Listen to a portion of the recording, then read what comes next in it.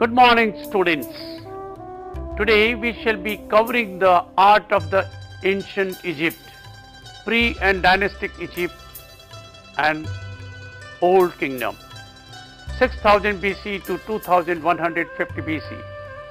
By the end of this chapter, you will acquaint yourself with the significance of Egyptian art and architecture in the said period. Understand in detail about the circumstances that led to the production of the art. Appreciate the art and architecture of the empire in the said period. We shall also discuss the following: the dynastic Egypt, Old Kingdom circa 2650 to 2150 BC, Dynasties 3 to 6, Mummification, sculptures and pictorial relief in tombs. Let me show you the timeline of the Egyptian history again. We are dealing with the two periods in this chapter. Let us first talk about the dynastic period in Egypt.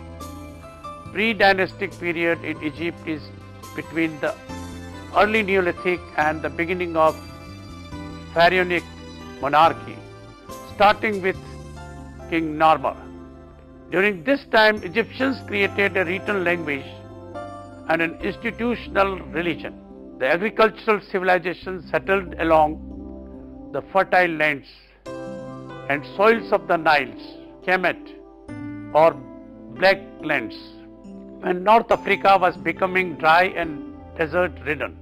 The early pre-dynastic phase, otherwise known as Bedouin phase, named after its region Al-Badari and the Hammamiyya site in particular, is in Upper Egypt. The Lower Egypt Fayum was the first agricultural settlement in Egypt, along with Merimda Beni Salama. The old pre-dynastic is also known as the Nakada first phase because of the Nakada site found near the center of the huge band in the Nile north of Luxor.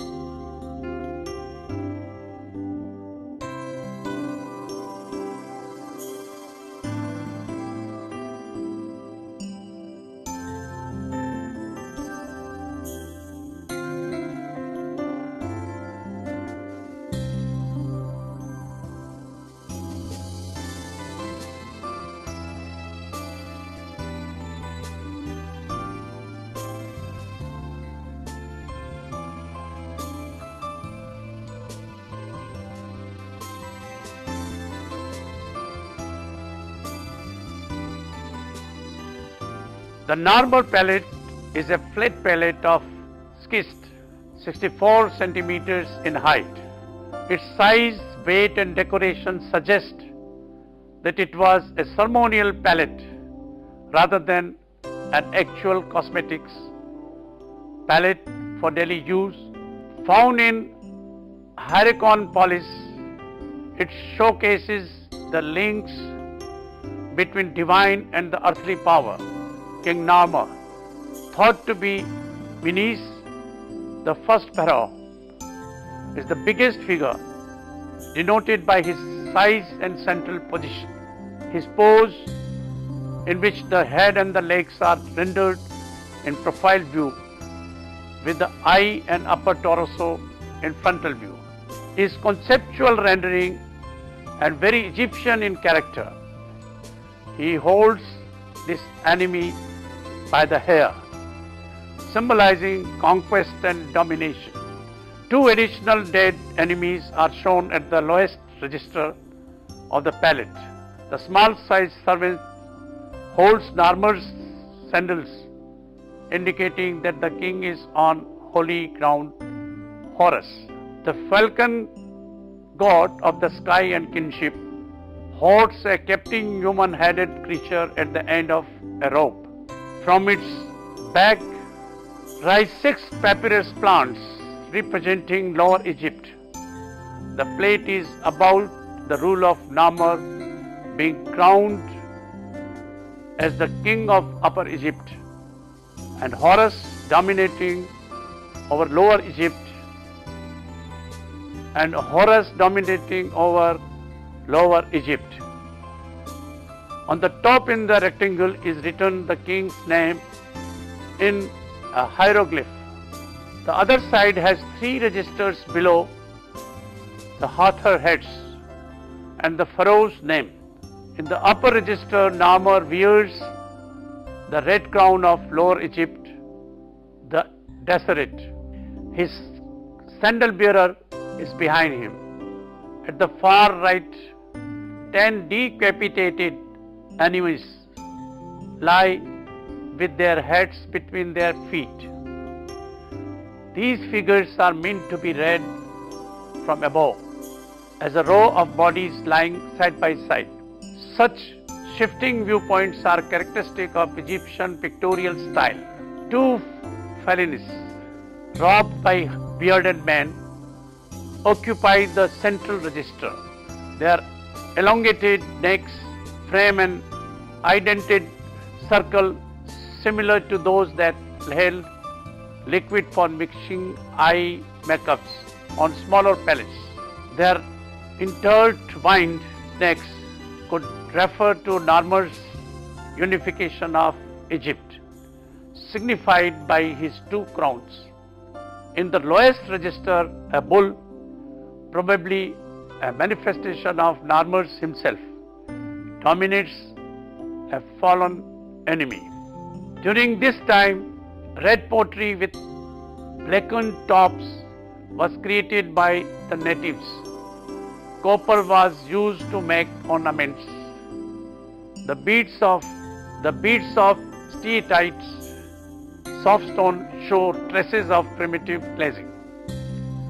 Shapes came with superior skill, while geometric design of white filled lines and simple representation of animals decorated the pottery. Pottery remains the distinguishing product, showing refinement of technique and the development of adventurous decoration. Later, new clays were exploited, and fine buff-colored warriors were decorated in dark red pigment with scenes of sheep, figures, and a wide variety of symbols.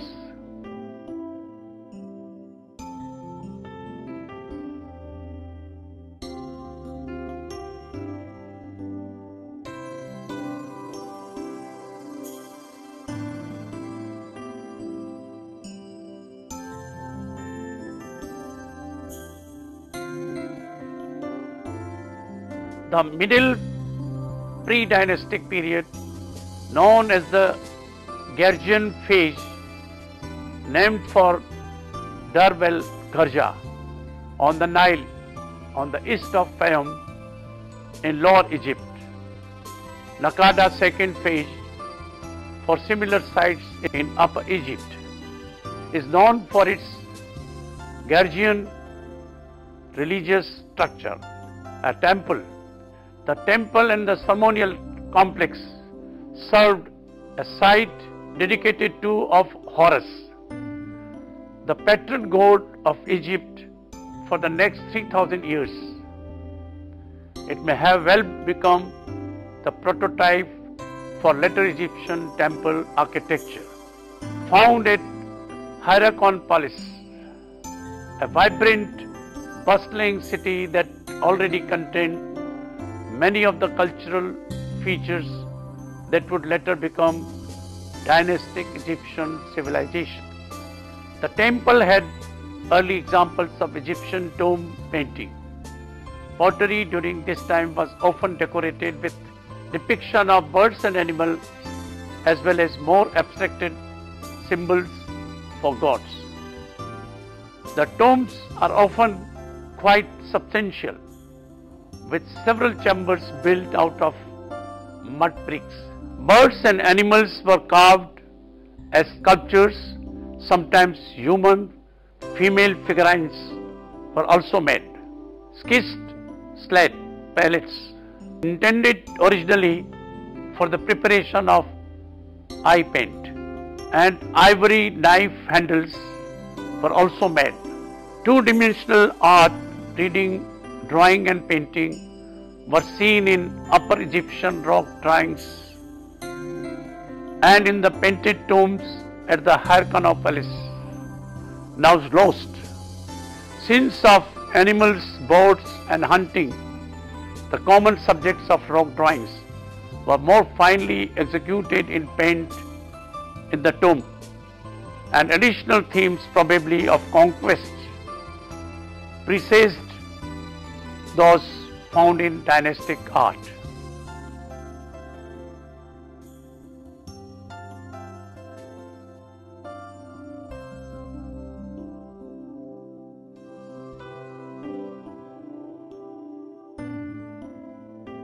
The pre-dynastic, which blends into the first dynastic period, is a period of consolidation of Upper and Lower Nile and saw rapid population explosion and expansion of the cities. The dynastic period is known for its urbanization. Urbanization facilitated central control of the population by the state. The process of urbanization appears to have started earlier in societies with stronger hierarchical structure. Society was evolving beyond its mere agricultural needs and required specialized craftsmen, traders and other skilled personnel. The ruling elite needed these people not only to be close at hand but also to work and thus live together. We must now talk about the great city of Acropolis. It means Red Mount and was the religious and political capital of Upper Egypt at the end of the pre-dynastic period, circa 3200-3100 BC, and probably also during the early dynastic period, circa 3100 to 2686 BC. Let me talk about the features and the greatness of the city. The city of Acropolis has the oldest life-size human statue, a courtier or priest from the temple of Horus, circa 3000 BC. The earliest painted tomb, the only tomb of the pre-dynastic period with gained decoration along its plastered walls. It depicted a floating funerary cortege and scenes of power and dominion. Among them, one of the earliest scenes of smithing, later to be canonical pose of kings for the next 3000 years. The largest flint knives ever produced in Egypt, circa 3100 BC. The only large-scale metal statuary to come down to us from remote antiquity in Egypt. The over-life-size copper statue of King Pepy of the Sixth Dynasty, circa 2200 BC, and perhaps the smaller statue of his son.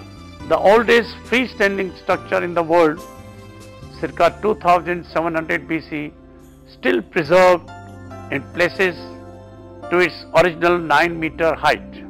It is ceremonial enclosure of the king Khasekhemwy, father of the first pyramid builder Djoser, and a great builder in his own right, who embellished his massive structure with the first known granite architectural elements carved in the formal and characteristic Egyptian style. The earliest preserved house in Egypt, circa 3600 BC, the house of a potter. It is preserved because the potter worked too close to where he lived and accidentally burned it down while firing a lot of pots. Egypt's earliest temple, circa 3400 BC, a large structure originally fronted by huge cedar timbers. It was to become the prototype for temple architecture for millennia to come. Egypt's first industrial breweries, circa 3600 BC. It is estimated that this brewery could produce over 300 gallons of beer a day. At the rate, it could supply a daily ration for over 200 people. And so far, only a small fraction of this quarter has been investigated. The secret to the greatness of Hierakonpolis may have been the early development of the distributive economy that later kept Egypt alive. The first mummies, circa 3600 BC, pre-dynastic burials in which the hands and head area have been padded with linen bundles and then wrapped in bandages, predating other examples by at least 400 years. The first stone-cut tomb, circa 3100 BC, a huge deep cutting into the underlying bedrock with a side chamber sealed with a portcullis stone, as would later be done in the pyramids. The earliest preserved royal palace, circa 2900 BC, while the funerary enclosure was a palace for eternity. This building, ornamented with the same niched brick pattern, is the only known example of an early palace of the living. One of the only known rock paintings in Egypt, north of the first cataract. This is the tomb painting at the Hierakonpolis. Let us now talk about the Old Kingdom, circa 2650 to 2150 BC. Dynasties 3rd to 6th, one of the most dynamic periods in the development of Egyptian art. Artists during this period learned to express their culture's worldview and created for the first time images and forms that remained for generations.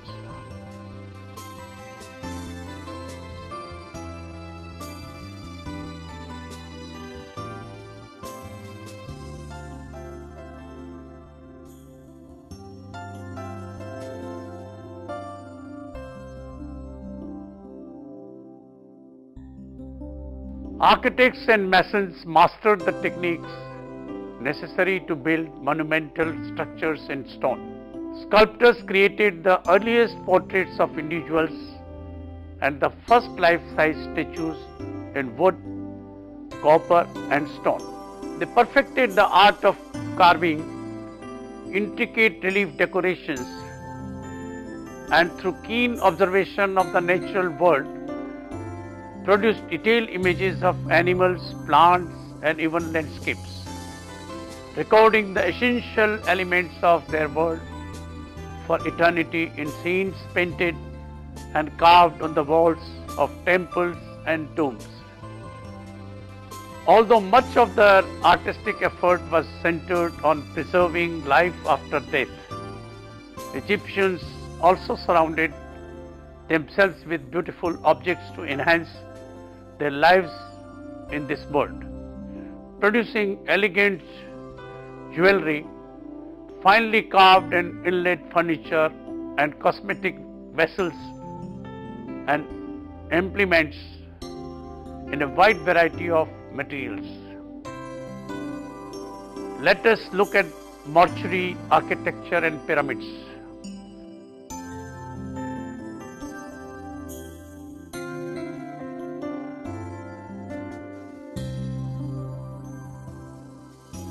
One of the significant contributions, mortuary architecture in Egypt was highly developed and often grandiose. The tomb was a palace in which a corpse might be protected from and be provided with material objects to ensure continued existence after death. Part of the tomb might be decorated with scenes that would enable the individual to pursue magically an afterlife suitable and similar to his worldly existence. For a king, the expectations were quite different. For him, the tomb became the vehicle whereby he might achieve his exclusively destiny with the gods in a celestial afterlife. The most monumental architectural expression of Egyptian pharaoh's power was the pyramid, his burial palace and zone of passage into the afterlife. Pyramids were preceded by smaller mastabas, single-story trapezoidal structures made of mud brick and faced with cut stones.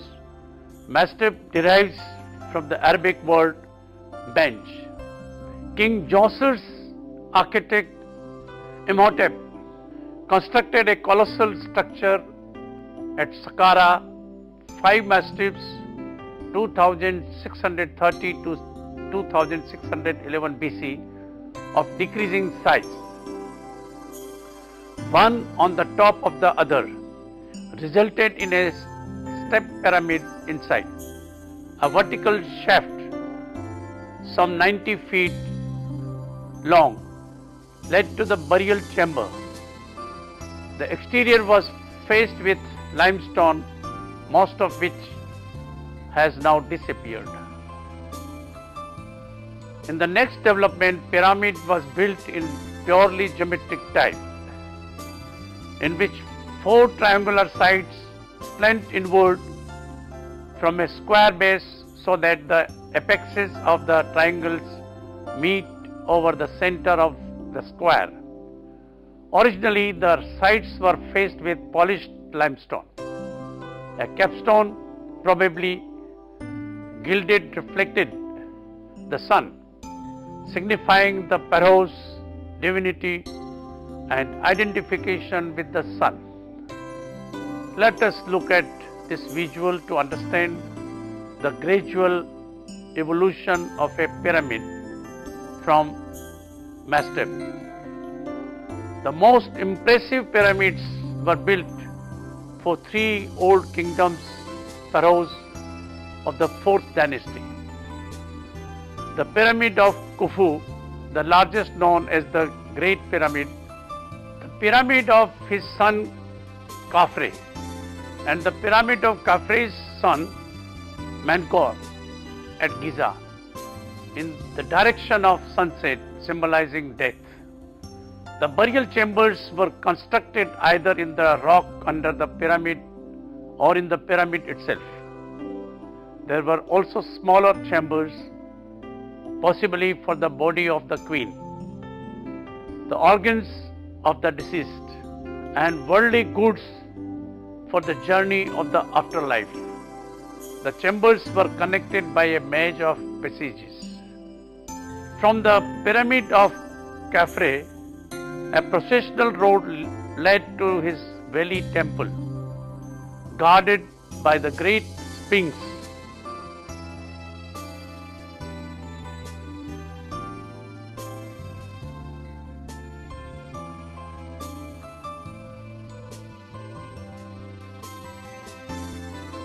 Surrounding the Sphinx head is the trapezoidal pharaonic headcloth, the Neme's headdress, which fills up the open space above the shoulders and enhances the sculpture's monumentality. Let us now turn to another significant aspect, mummification. For the ancient Egyptian, death was transitioned to a similar existence on another plane. To ensure a good afterlife, the deceased had to be physically preserved along with earthly possessions and other reminders of daily activities. Egyptians developed mummification techniques to ensure that the ka, soul or life force could live on in the body in the afterlife. By the time of the New Kingdom, the body was taken to a mortuary, a special structure used exclusively for embalming. Under the supervision of a priest, workers removed the brains, generally through the nose, and emptied the body cavity except for the heart through an incision in the left side. They then covered the body with dry natron, a naturally occurring salt, and placed it on a sloping surface to allow liquids to drain.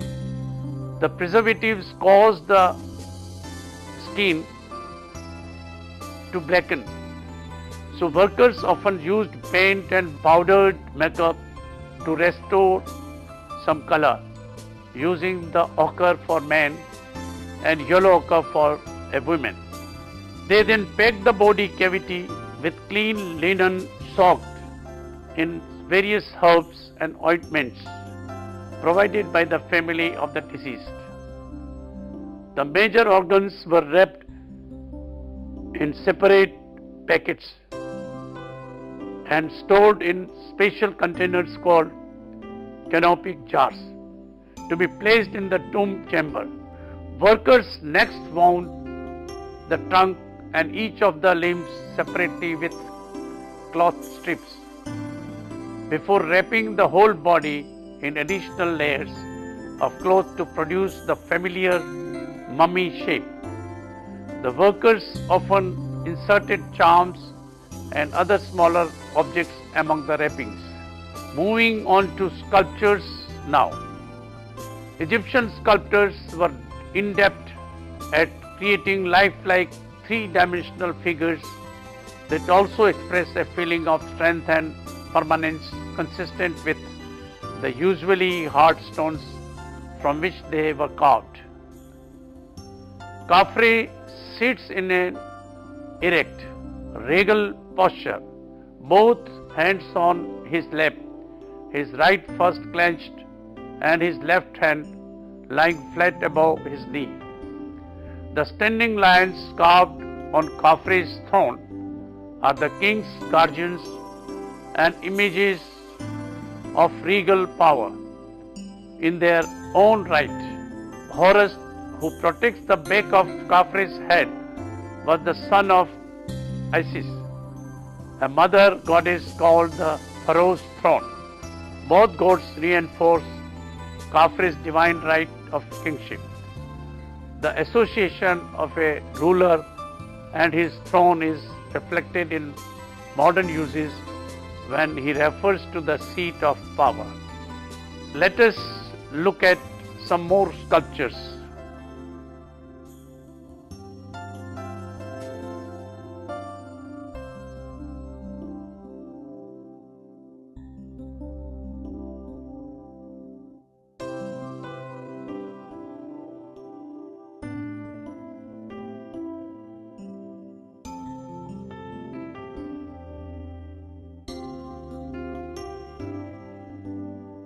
A comparison of Menkaure with Khasekhemwy illustrates certain conventional differences between males and females in Egyptian art.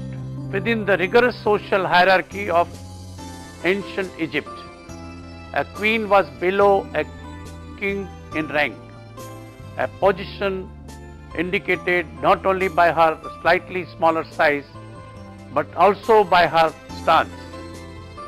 Her left foot does not extend as far forward as the king's nor as her arms as rigidly positioned. In addition, her arms are bent, the right one reaching around the king's waist, and the left one bent at the elbow and holding the king's left arm.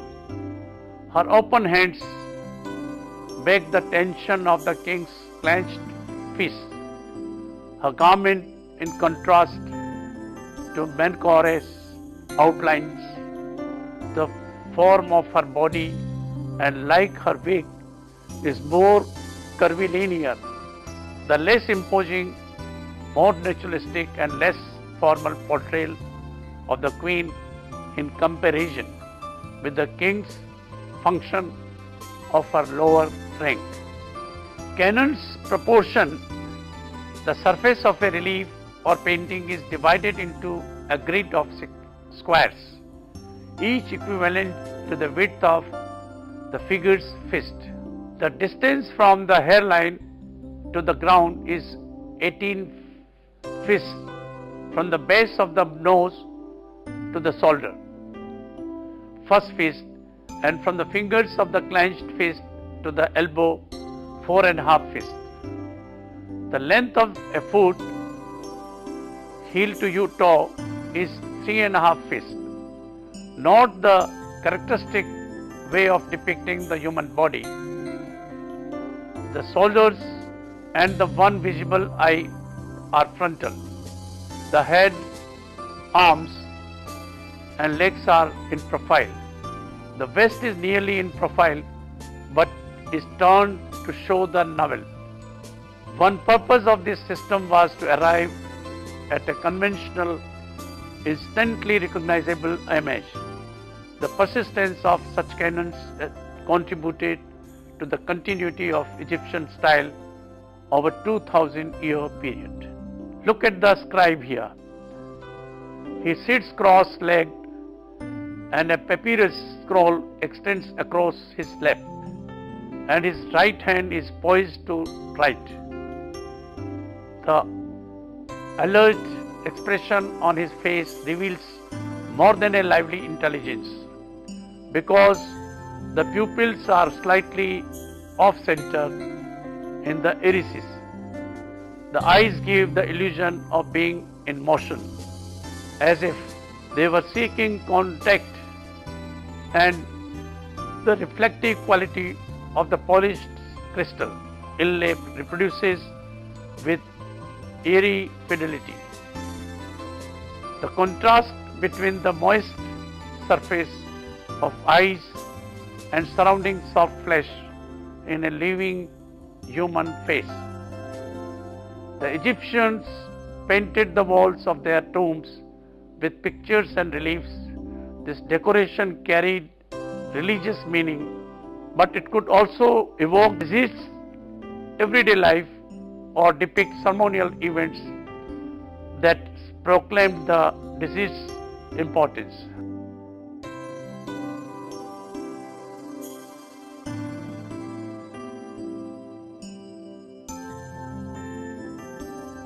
The river is conceived as if seen from above, rendered as a band of parallel wavy lines before the boats.